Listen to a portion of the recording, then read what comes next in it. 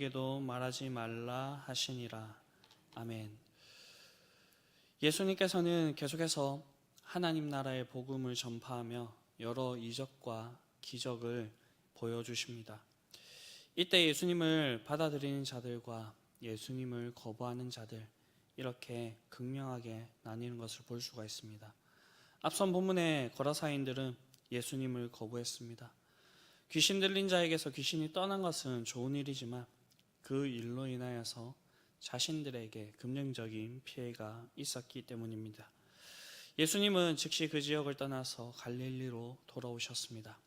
여기에는 거라사 지역과는 다르게 예수님을 환영하고 예수님이 오시기를 기대하는 그런 모습을 볼 수가 있습니다. 성경은 계속해서 예수님의 사역의 반대와 그리고 그분을 환영하는 이 모습들을 계속해서 보여주고 있습니다. 그리고 이러한 일들은 오늘날 우리의 삶 가운데서 있음을 볼 수가 있습니다. 특히 저희가 전도를 한다고 할 때에 우리가 예수님에 대한 그 복음을 전하였을 때 그것을 받아들이는 사람과 받아들이지 않는 그런 거부하는 그런 모습을 통하여서 우리가 분명히 볼 수가 있습니다. 이때 우리가 기억해야 될 것은 예수님께서는 수많은 반대가 있으셨음에도 불구하고 계속해서 하나님께서 예수님을 통하여서 나타내시고자 하는 그 일들을 하나씩 행하면서 나아가셨다라는 것입니다. 그렇기 때문에 우리도 복음을 전파하면서 낙심하지 말고 하나님께서 우리에게 주어주신 그 삶을, 그 복음 전파의 일을 하나씩 해나가야 한다라는 것입니다. 오늘 이 본문에서 갈릴리 지역에 있는 사람들은 예수님을 환영하였지만 그 모두가 예수님을 영접한 것은 아니었습니다.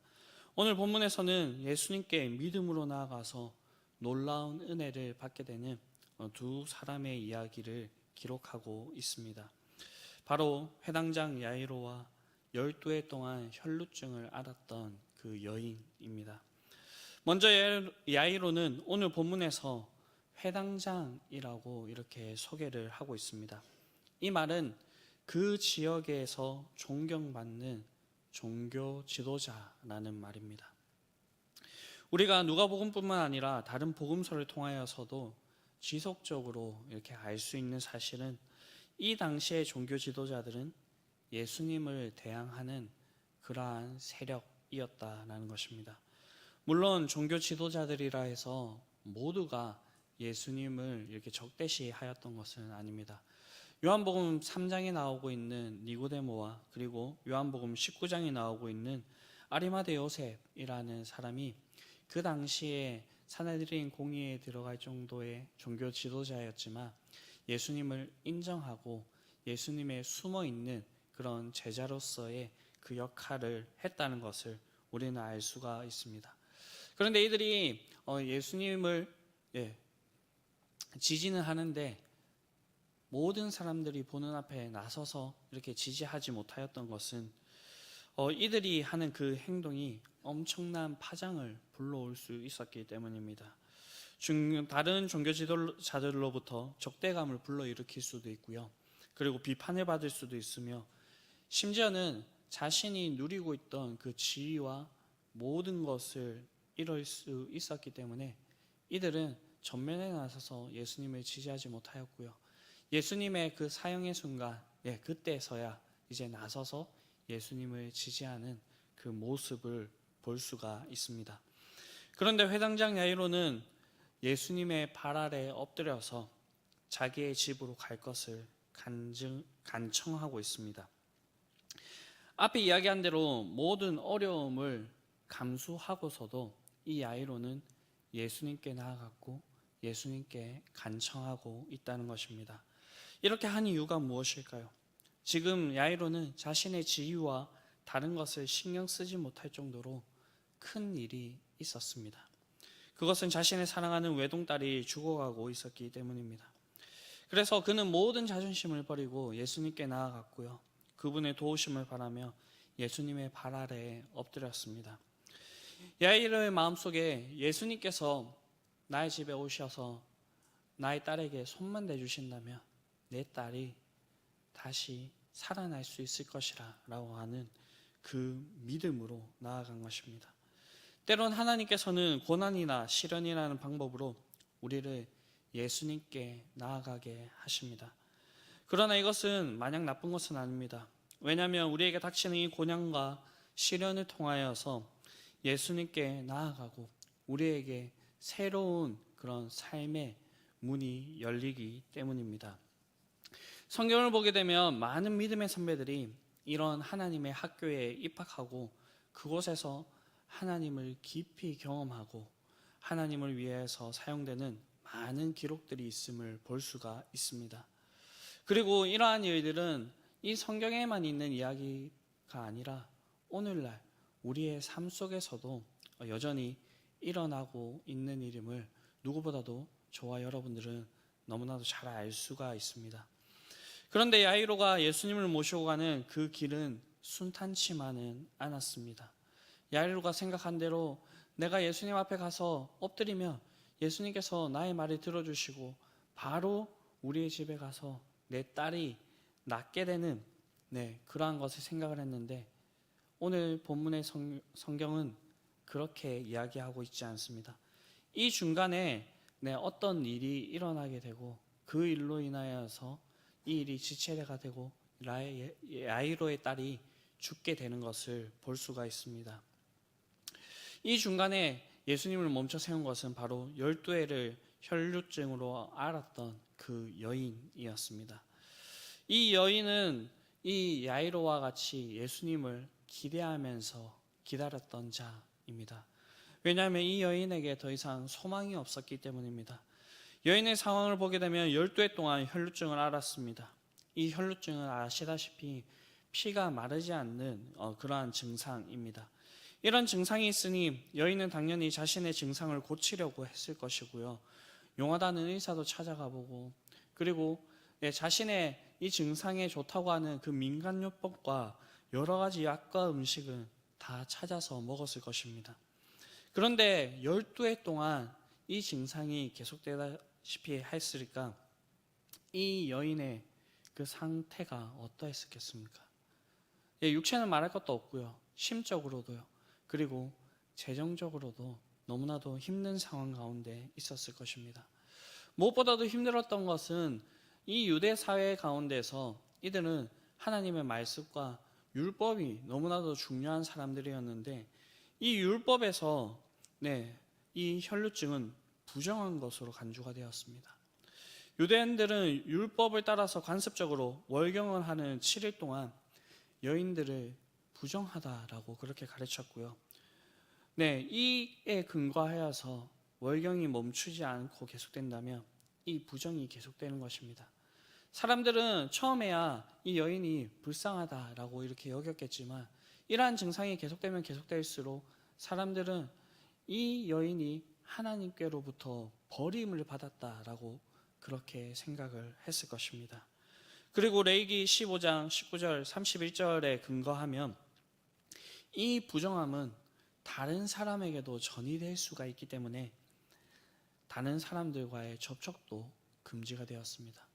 그리고 하나님께 자신의 마음을 터놓는 그것도 할 수 없는 종교적으로도 배제가 되어버리는 그런 상황 가운데 있었습니다. 즉 종교적으로 사회적으로 매장이 되어 있었다라는 것입니다. 사람들도 처음에야 불쌍히 여기곤 했겠지만 이 여인을 손가락질하였고 이 여인은 어느새 사람들과 멀어지게 되었습니다. 이런 상태에 있으니 그녀는 살아갈 소망이 없었습니다. 이 살아갈 소망이 없는 이 여인에게 예수님의 소식이 전해진 것이었고요. 그렇기 때문에 그녀에게 가장 중요한 것은 이 예수님을 만나보는 것이었습니다.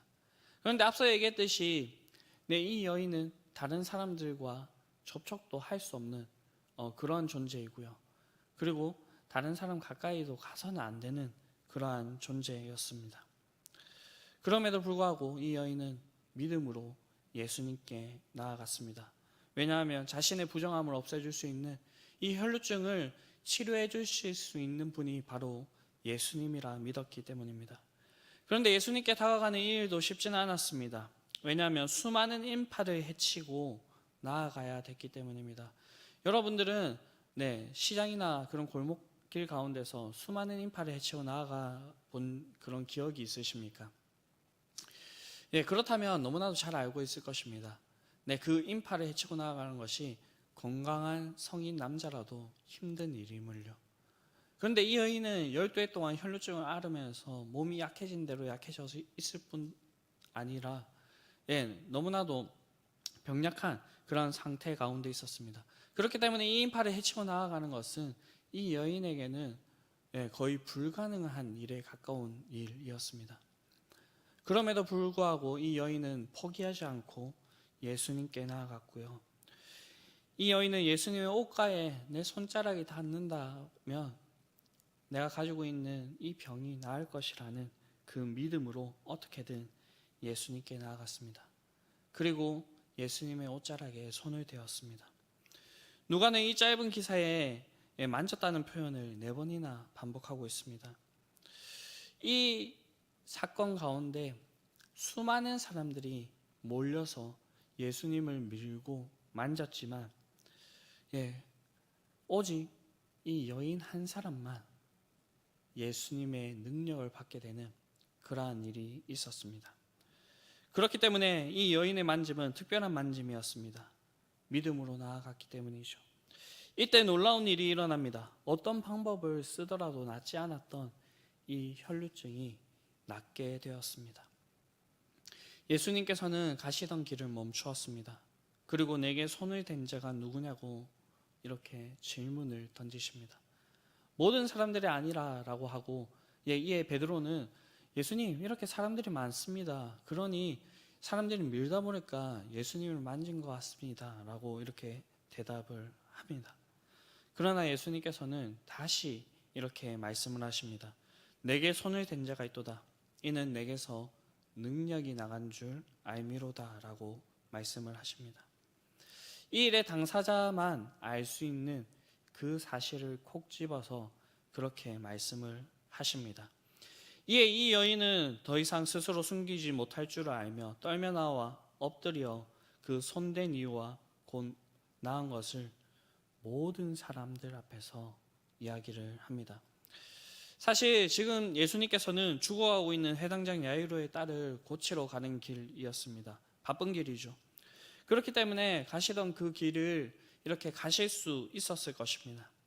그러나 예수님께서는 멈춰서서 이 여인이 이렇게 자신의 모든 상황들을 고백하고 나올 때까지 그 자리에 서서 기다리고 있었습니다. 예수님께서 이렇게 하신 이유는 이 여인을 위해서였습니다. 이 여인은 12해 동안 혈루증을 앓으면서 많은 사람들로부터 부정한 자로 죄인으로 인식이 되었을 것입니다. 예수님께서는 이 여인의 부정함이 없어졌다는 그 사실을 이 자리에서 공포해 주시면서 이 여인을 다시 회복시키며 이 여인이 이 유대사회 가운데서 한 사람의 일원으로서 살아갈 수 있도록 그렇게 배려해 주고 계시는 모습을 볼 수가 있습니다. 그래서 예수님께서는 내 믿음이 너를 구원하였으니 평안히 가라 라고 그렇게 얘기를 합니다. 이뿐만 아니라 예수님께서는 이 여인에게 일어난 이 일들을 여인의 입을 통하여서 상세하게 이야기하도록 하심으로써 하나님의 그 역사가 어떠한 자들에게 어떻게 일어나게 되는지를 그렇게 보여주고 있습니다. 하나님께서 예수님을 통하여서 하시고 있는 일은 이 땅에 와서 이 땅 가운데 있는 죄악 중에 있는 이 백성들을 구원하시는 일입니다. 누가는 특별하게 이 몸이 낫는 예수님을 통하여서 치유의 경험을 하는 그 사람들을 통하여서 예수님의 그 말을 통하여서 구원받았다라고 하는 말들을 계속해서 반복하고 있는 것을 볼 수가 있습니다. 이 사실을 통하여서 우리에게 알려주는 것은 죄라고 하는 그 엄청난 질병 가운데 있는 그 사람들에게는 예수님이 필요하고요. 그 예수님을 통하여서만 이 죄라고 하는 이 질병이 치료받을 수 있는, 그리고 그곳에서 건짐을 받을 수 있는, 구원을 받을 수 있는 그러한 일이 있을 수 있다라는 것을 보여주는 것입니다. 그리고 마지막으로는 예수님께서 이 따라라고 부르신 이 부분을 저희가 주목해 보아야 됩니다. 누가복음에서 이렇게 예수님께서 따라라고 직접적으로 얘기하신 것은 오늘 본문이 처음이자 마지막입니다. 화요일에 저희가 새벽기도 설교에서 누가 예수님의 가족인지에 대해서 들었습니다. 믿음으로 예수님을 받아들이는 자들이 예수님의 가족이 됨을 우리가 들었는데, 예수님께서는 이 혈루증 걸렸던 여인을 따라라고 부르심으로써 예수님께 믿음으로 나온 이 여인이 바로 예수님의 가족, 하나님의 나라의 일원임을 그렇게 보여주시는 것입니다. 이것은 이 세상의 관점과 하나님의 관점이 다르다는 것을 아주 극명하게 보여주는 것입니다. 그러나 이러한 일이 있는 동안에 안타까운 소식이 들려옵니다. 그것은 바로 야이로의 딸이 죽었다는 소식입니다. 이때 야이로의 심정이 어떠했겠습니까? 허탈했을 것입니다. 조금만 더 가면 우리 집인데, 우리 집에 가서 예수님께서 손만 대주시면 내 딸이 살 수 있었을 것인데, 아니요, 더 나아가서 이 부정한 여인이 예수님께서 가시던 그 길을 막지만 않았다면 내 딸이 살 수 있었을 것인데 라는 생각까지 할 수가 있었을 것입니다. 우리가 믿음으로 나아가지만 믿음의 길에 우리가 항상 바라고 원하는 대로 그 모든 일들이 이루어지는 것은 아닙니다. 그러나 우리가 이 믿음을 잃지 않고 나아간다면 그 믿음의 길에 하나님께서 역사하시는 것을 우리가 보게 될 것입니다. 예수님은 너의 믿음이 너를 구원하였다라고 평안히 가라라고 혈루증이 걸린 여인에게 말한 다음에 야이로에게 따로 말할 틈도 주시지 않으시고 두려워하지 말고 믿기만 하라. 그리하면 딸이 구원을 얻으리라 라고 그렇게 강하게 선포하고 계십니다. 다른 말을 하지 않고 야이로는 예수님을 모시고 자신의 집에 왔습니다. 집에 도착하였을 때 모든 사람들이 이 야이로의 딸이 죽었다는 그 사실로 통곡하고 있었습니다. 이때 예수님께서는 죽은 것이 아니라 잔다라고 말씀을 하셨습니다. 그러나 다른 사람들은 이 말을 믿지 못하였습니다. 그러나 그 중에 저도 한 사람, 야이로만은 이 이야기를 믿었을지 모르겠습니다. 왜냐하면 예수님의 소식 중에서 누가복음 7장을 보게 되면 나인성의 과부의 아들이 죽었다가 다시 살아난 이야기가 온 유대에 퍼졌기 때문입니다. 그리고 예수님께서는 이 야이로의 믿음에 부합하듯이 아이의 손을 잡고 불러 이르시되 아이야 일어나라 하시니 그 영이 돌아와 아이가 곧 일어났습니다. 그리고 예수님께서는 이 아이가 살아났다는 것을 확실히 보여주시기 위하여서 이 아이에게 먹을 것을 주라라고 이렇게 얘기를 하십니다. 이러한 일 이후에 그 자리에 있었던 그 부모가 놀랐다라고 얘기를 하고 있습니다. 그 야이로가 그 마음속에 한편으로는 믿음을 가지고 나아갔지만 다른 한편으로는 예수님의 능력을 자신의 생각과 그 이성에 제한하고 있었음을 보여주는 것입니다. 우리는 믿음으로 구원을 받았습니다. 그리고 하나님을 전능하신 분, 그리고 온 우주 만물을 창조하시고 다스리시는 분으로 고백을 합니다. 그러나 우리의 삶 속에 하나님의 능력을 너무 과소평가하거나 나의 이성과 생각에 이 하나님을 묶어둘 때가 많이 있음을 볼 수가 있습니다. 이러한 것들을 우리가 버리고 우리는 하나님을 온전히 믿는 믿음을 가져야 합니다. 예수님은 마가복음 8장에 나오는 귀신 들린 그 아이의 아버지에게 할 수 있거니 무슨 말이냐, 믿는 자에게는 능치 못함이 없다라고 그렇게 말씀을 하셨습니다. 오늘 살아가는 우리가 해야 될 것은 이 귀신 들린 아버지가 예수님께 부르시셨던 것처럼 주여 내 믿음 없는 것을 도와주소서라고 이렇게 기도해야 될 것입니다. 하나님께서는 오늘도 살아계시어서 자기 백성을 위하여 능력을 행하십니다. 그리고 하나님을 찾되 간절히 찾는 자에게, 전심으로 찾는 자에게 하나님의 능력을 행하십니다. 그렇기 때문에 우리는 우리의 삶에 있는 그 모든 문제들을 주님께 가지고 나아가야 되고요.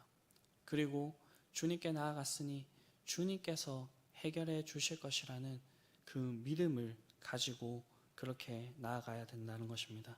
의심을 버리고 믿음의 손을 내미는 자들에게는 하나님께서 반드시 그 은혜를 베푸십니다.